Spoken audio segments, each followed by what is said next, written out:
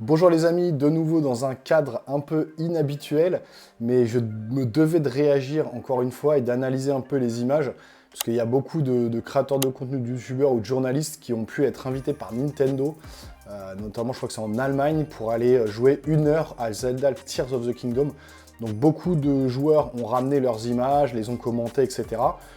Moi, malheureusement, j'ai pas eu la chance d'y aller, hein. Peut-être un jour, j'espère, quand j'aurai beaucoup d'abonnés, Nintendo m'invitera aussi à ces événements-là. Ça serait le kiff total. Mais en attendant, je ne peux pas. Donc, n'en déplaise aux détracteurs qui me disent ouais, c'est quoi la plus-value de tes vidéos, je vais vous relayer. Donc, une vidéo, je suis pas journaliste encore une fois. Je vous relais les informations. Si vous êtes passé à côté de tout ça, si vous êtes un geek comme moi, c'est compliqué parce que voilà, ça a explosé Internet.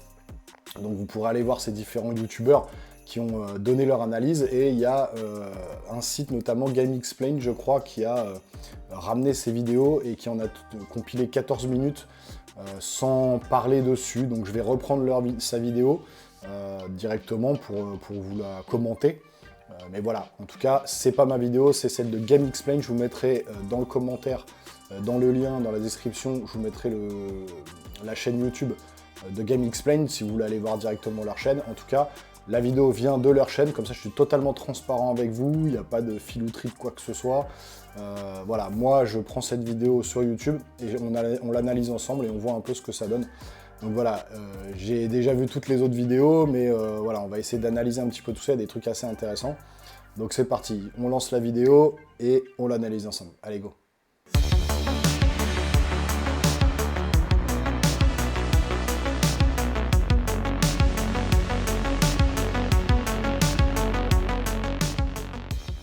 Donc voilà, comme vous pouvez le voir, totalement transparent, on est sur la chaîne de GameXplain et on va lancer son gameplay où il ne parle pas dessus, il n'y a pas de voix. Donc ça va me permettre de commenter en fait la vidéo. Donc on est parti, sans plus attendre, donc voilà. Donc là voilà, il commence, hein, c'est vraiment 1 heure de jeu qu'ils ont fait, tous les journalistes en Allemagne, il me semble. Et donc là on voit qu'il a déjà accroché une boule sur son bouclier. Donc là clairement, voilà, il prend un steak qui va associer à son arc pour pouvoir attirer l'ennemi. Et pendant que l'ennemi est distrait, bah, ça permet de tirer en fait sur les tonneaux explosifs, ce qu'il va faire tout de suite en associant ça, voilà, il essaye plusieurs actions. La chuchu orange qui crée du feu en fait, des flèches de feu. Et puis il va le finir là, toujours pareil. Donc on a les mêmes mécaniques de gameplay, le ralenti quand on tire à l'arc. Ça, on ne l'avait pas vraiment vu encore, le coup d'épée. Donc on constate quand même que les animations et le gameplay, même les bruitages là, que vous avez vu quand on récupère les objets, c'est exactement les mêmes que Breath of the Wild. Donc ils ont vraiment quand même repris la base de Breath of the Wild. On se fera des petites pauses de temps en temps pour analyser. Donc là, on constate qu'on est sur le Link, on va dire, du présent, hein. Si vous voyez, si vous avez déjà vu mes autres vidéos, on en a déjà parlé. J'ai vraiment l'impression qu'il y a deux Links, sauf que là, dans la vidéo qu'on va voir, j'ai des doutes maintenant. On va analyser tout ça ensemble. Donc voilà, il n'y a toujours pas de musique, hein. C'est pas flagrant. C'est ce qui avait été un peu demandé, un peu reproché à Zelda Breath of the Wild, c'est qu'il y avait vraiment des petites touches de musique, des petites notes comme ça, mais il n'y avait pas de musique tout au long du jeu ou des musiques entraînantes. Et j'ai l'impression qu'ils ont quand même gardé, il y aura sûrement des musiques épiques pendant les boss et tout ça, ou pendant certaines phases de gameplay, mais là pour l'instant, effectivement pas. Alors là, ce qu'ils viennent de faire en fait ici, c'est que dans le jeu, ils expliquent que on peut, alors je reviens un peu en arrière, euh, on peut utiliser en fait des espèces d'objets zonai qu'on va récupérer dans le jeu, ou sonos, c'est comme vous voulez. Alors, on verra comment en français ils vont le traduire, c'est zonai ou sonos. Et ces objets qui sont de la technologie sonos ou zonai, ça vous permet d'utiliser une espèce de marmite, mais utilisable qu'une seule fois. Dans Breath of the Wild, il y avait des marmites que vous posiez, vous pouviez cuisiner la marmite, elle restait là en position, puis vous cuisiniez plusieurs plats. Là, vous prenez effectivement cette marmite, vous la posez, vous faites votre cuisine, et puis derrière, elle disparaît. Mais ça permet quand même de cuisiner n'importe où et pas de devoir se téléporter à droite à gauche pour aller faire de la cuisine. Et ça, c'est une idée très intéressante, très logique, enfin très cool de la part de Nintendo d'avoir fait ça. Donc là, il va prendre des objets.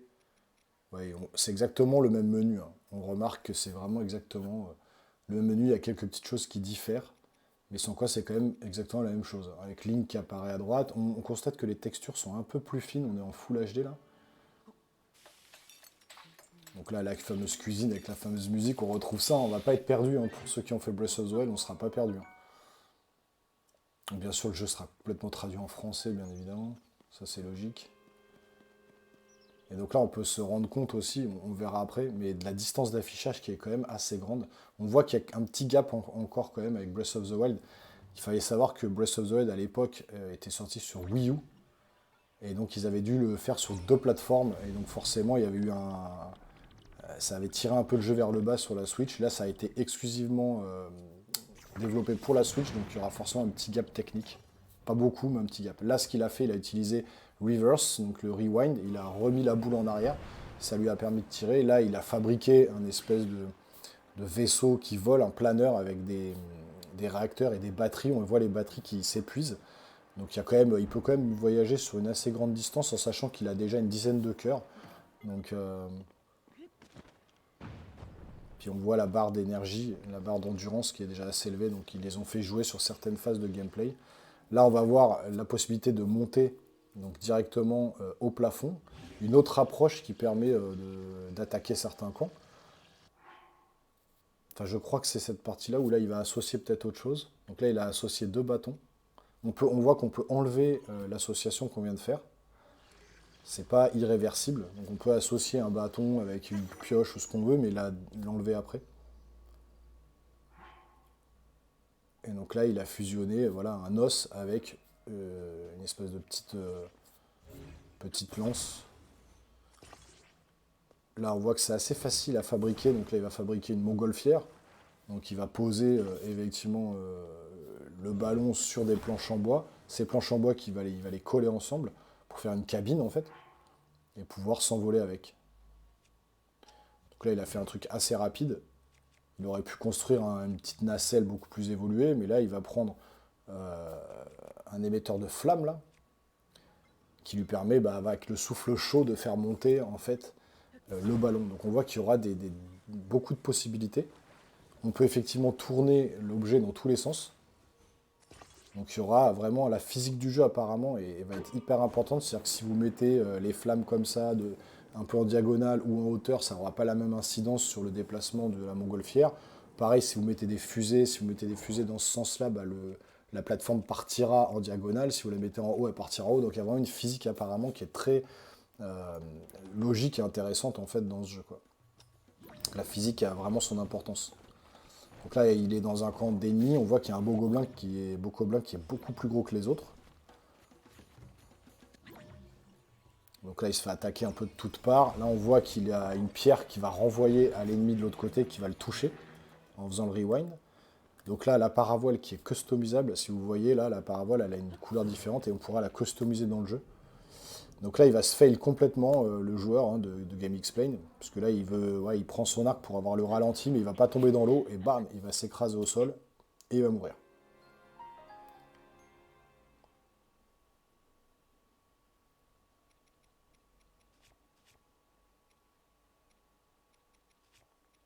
Donc là, on voit aussi les menus, hein, c'est les mêmes. Au niveau des tenues également, on voit qu'on retrouve les mêmes tenues que Link avait dans Breath of the Wild. Je pense qu'ils en ont pas montré trop, encore une fois, il n'y a aucune partie de l'histoire de montrer dans ce jeu. C'est clairement que du gameplay, ils n'ont rien montré aux journalistes. Voilà la carte qui est quand même vachement grande et ça va être assez appréciable de pouvoir se balader, comme on a vu, hein, dans les îles célestes, sur Terre et dans les souterrains. Ils ont bien précisé, si vous avez vu mes différents posts que j'ai mis sur YouTube, on a sur le site officiel de Nintendo et de Tears of the Kingdom, ils ont bien précisé qu'il y aurait des gouffres béants et des souterrains à visiter. Donc on va vraiment être sur des souterrains, on va être sur Hyrule, en surface et dans le ciel. Et dans le ciel, il y a différentes strates, différents étages d'îles célestes où en fait vous allez avoir une île là, une île là, une île ici, une île plus haut. Donc il y aura vraiment différents étages d'îles en fait. Donc là, il a associé une boule sur son bouclier pour avoir une protection un peu plus élevée. Donc là, on revient sur le combat un combat dans un camp ennemi. Donc là, les flèches, ça leur fait trop rien. Hop, il va associer quoi? Une bombe. Et là, voilà. Bon, il se fait toucher, mais il a explosé tout le monde. Là, nouveau, le mécanique de gameplay où, effectivement, avec son pouvoir, là, le pouvoir qu'il a au niveau du bras, il va pouvoir diriger. Là, c'est une espèce de mécanisme qui permet, en fait, en face, d'avoir comme un miroir en face, en fait, le décor qui va pouvoir bouger en fonction de ce que vous allez faire comme action. Et donc après, ça lui permet d'aller sur une autre île ou de découvrir d'autres trésors ou d'autres secrets. Donc là, ce qu'il a fait, c'est qu'il est parti sur cette île-là pour aller récupérer un objet, le diamant vert qui est ici. La plupart des journalistes ont signalé qu'ils ne diraient pas ce que c'est que ce diamant vert. Donc on n'a pas, voilà, ça a pas, je pense que Nintendo a mis un bémol là-dessus en disant vous n'expliquez pas aux joueurs à quoi ça sert. Mais bon, toujours est-il qu'il peut porter ce diamant. Et puis la ligne verte qu'on voit, c'est le chemin que Link doit emprunter en fait pour aller poser ce diamant. C'est une espèce de chemin qui vous permet de savoir où vous devez aller quoi, pour vous diriger.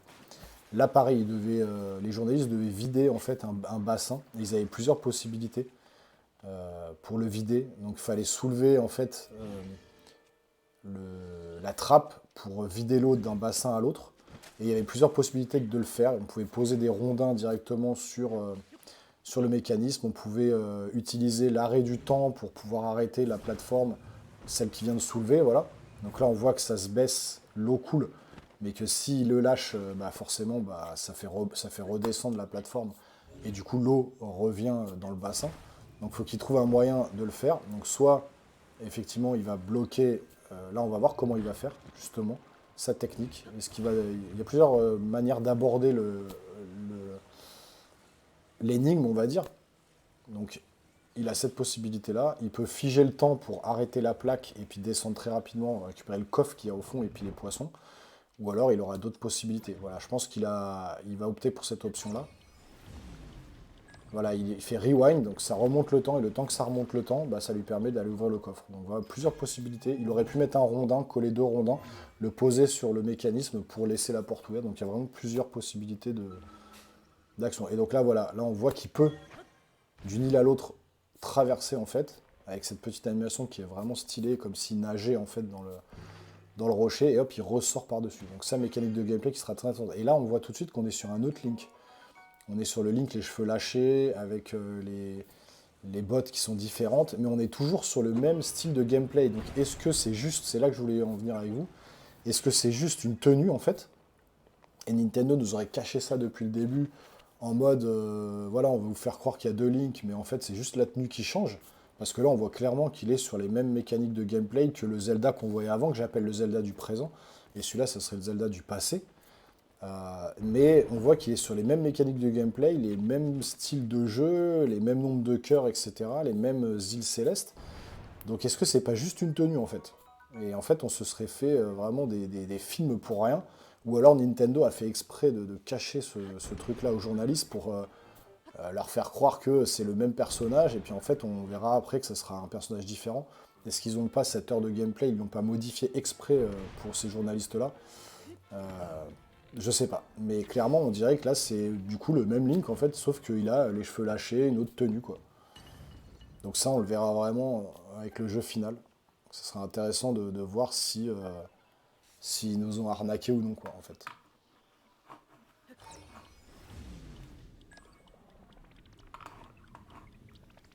Alors je voulais juste voir un petit truc avant.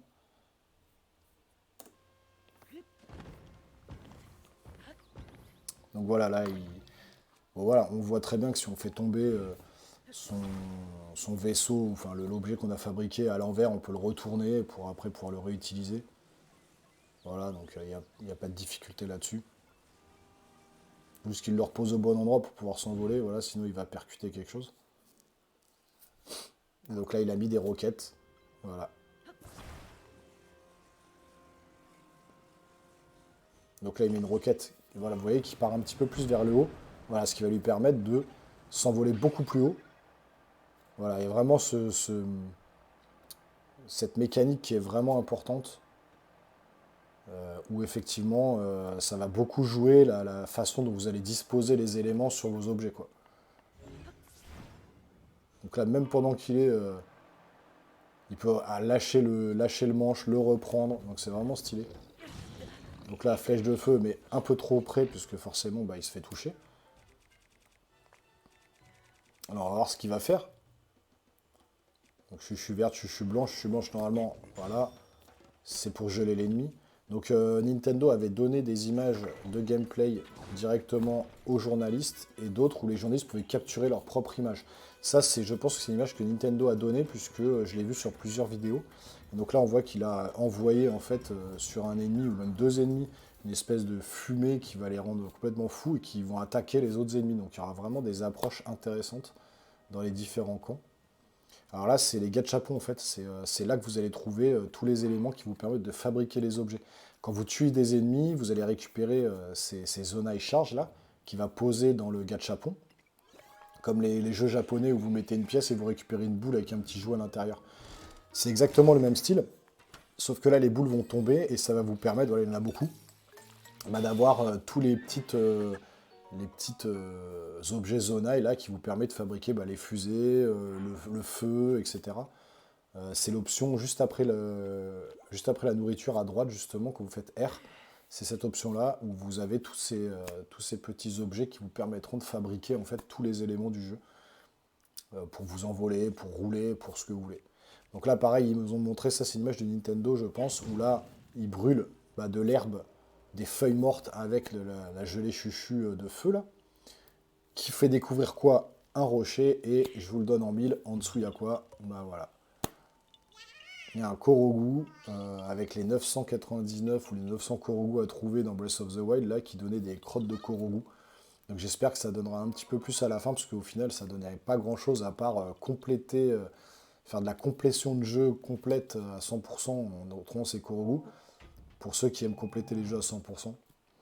Là, pareil, un trésor avec une vieille carte, qui lui permettra de trouver un trésor peut-être plus intéressant. Donc là, il associe la bombe à un manche, il va taper avec, je pense. Voilà. Mais là, le problème, c'est qu'effectivement, quand il utilise ça, forcément, eh ben, il se fait toucher. Donc voilà, les amis, la vidéo de gameplay était très intéressante. Merci à GameXplain d'avoir ramené ces images et puis de les avoir diffusées sans forcément commenter derrière, ce qui permet à des jeunes créateurs de contenu comme moi de pouvoir vous amener mon analyse personnelle sur les images qu'on a vues. Encore une fois, c'est pas du vol de contenu ou autre. Je vous ai dit, je suis transparent. Dans la description, il y aura le lien vers la chaîne de GameXplain. C'est une chaîne en anglais, donc voilà, au moins si vous voulez avoir des réactions et une analyse en français, bah, vous l'aurez ici sur ma chaîne. Donc voilà, moi j'ai trouvé ça très intéressant, j'en ai regardé plusieurs, je suis ultra hypé, il y a juste ce système, voilà, on voit plus en profondeur le gameplay vraiment, le nouveau gameplay qui permet d'associer les objets, etc. Encore une fois, c'était que du gameplay, ils ont montré aucune histoire aux journalistes, c'était vraiment... il n'y a pas de spoil sur l'histoire, rien du tout. Moi, ce qui m'interloque un petit peu, c'est justement ces deux links, où on voit le link du présent et du passé, je les appelle comme ça, avec les tenues différentes, cheveux lâchés, cheveux attachés, puis l'espèce de spartiate et le truc. On a l'impression que le gameplay était au même moment, qu'il n'y avait pas deux temporalités différentes, ou deux multivers différents, on va dire, de Zelda, enfin du monde de Zelda. Et donc du coup, je me pose la question si c'est juste un skin, une tenue, ou si c'est vraiment deux lignes différentes. Est-ce que Nintendo nous ont pas caché des choses? Est-ce qu'ils n'ont pas fait exprès de cacher les choses aux journalistes? Est-ce qu'ils nous mènent en bateau depuis le début et en fait c'est juste un skin? Ça serait quand même vachement dommage. Moi je pense pas quand même, je pense que voilà, ils ont caché un peu ce côté-là aux journalistes pour pas trop en parler. Mais bon, j'ai hâte d'être au 12 mai. N'oubliez pas qu'il y a toujours le concours en ligne sur mon Twitter concernant le collector de Zelda Tears of the Kingdom que je vous fais gagner, à vous les abonnés. Tout est sur mon Twitter, il y a le Twitter dans la description également. Voilà, concours des 1000 abonnés, puisqu'on a dépassé cette barre symbolique, et je voulais justement symboliquement vous remercier et vous faire gagner ce collector. Donc tout est disponible. Le tirage au sort, c'est le 10 mai, donc 2 jours avant la sortie du jeu. J'enverrai un message privé à celui qui a gagné, je lui enverrai directement par la poste chez lui le collector. Donc voilà. Si cette vidéo vous a plu, n'hésitez pas à me le dire, à partager sur vos réseaux sociaux, à me dire en commentaire ce que vous avez pensé de ce gameplay Et si vous êtes toujours hypé par le jeu, voilà, je suis toujours ravi de discuter avec vous et de vous répondre. Je vais souvent sur YouTube et je réponds quasiment à tout le monde. Et je crois même presque à tout le monde, je crois que j'ai oublié personne. Donc voilà, n'hésitez pas à vous abonner également si ce n'est pas déjà fait, à lâcher des pouces pour la chaîne, ça l'aide concrètement à me faire connaître un peu plus sur YouTube et puis à évoluer également au niveau de mes vidéos et puis de tout le reste. Donc voilà, je suis très reconnaissant envers vous, donc n'hésitez pas à lâcher des gros pouces en l'air. À très bientôt sur la chaîne les geeks, portez-vous bien, c'est le plus important. Ciao ciao.